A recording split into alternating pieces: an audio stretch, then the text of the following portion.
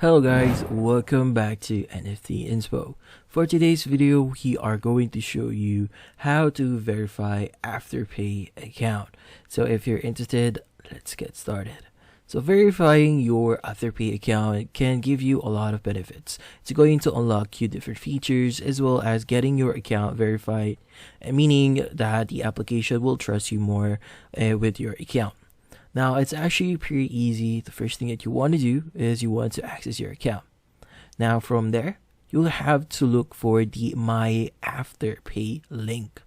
Now, once you click on that, just search for account and you just want to click on that and you'll be able to see the status of your account. So it's actually pretty easy. From then on, you just need to provide any of the following details or IDs. So it's either going to be your Aussie driver's license, Medicare card, Aussie passport, or international passport. So it's pretty easy. You just need to choose one of those and submit it to Afterpay. So that's it. It's actually pretty easy. So hopefully this video was able to help you. Like and subscribe to NFT Inspo. Thank you for watching.